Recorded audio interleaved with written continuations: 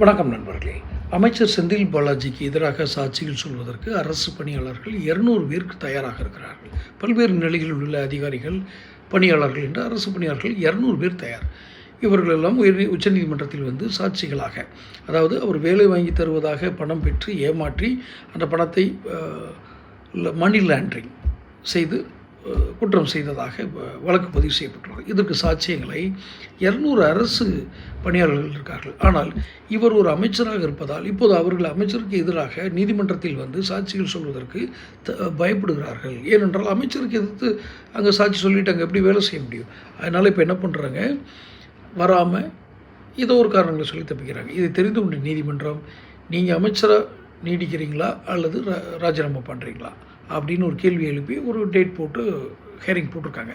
இப்போ இதில் என்ன நிற்குதுன்னா, இவர் அமைச்சர் பதவி தப்புவதோ ஜாமீன் ரத்தாவதும் அதிக வாய்ப்பு இருக்குது.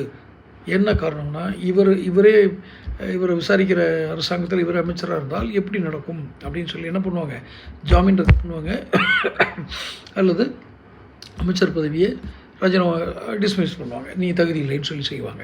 இந்த ரெண்டில் ஒன்று நடக்க அதிக வாய்ப்பு இருப்பதாக டெல்லி வழக்கறிஞர்கள் கூறுகிறார்கள். ஸ்டாலின் என்ன முடிவு எடுக்கப் போகிறார்? தொடர்ந்து அவர் எப்போதும் போல் இவங்கெல்லாம் தேவைன்னு நினச்சிட்டு ஏதோ உட்காந்துருப்பார், அப்புறம் முடிவு எடுப்பார். தொடர்ந்து சேனல் பாருங்கள், சப்ஸ்கிரைப் பண்ணுங்கள், நோட்டிஃபிகேஷன் பெல் பதிவு பண்ணுங்கள். அப்போ தான் செய்திகள் வந்து சேரும். தொடர்ந்து சேனல் உங்கள் செய்திகள் கிடைப்பதற்கு இந்த வீடியோவை லைக் பண்ணி ஷேர் பண்ணுங்கள். நன்றி.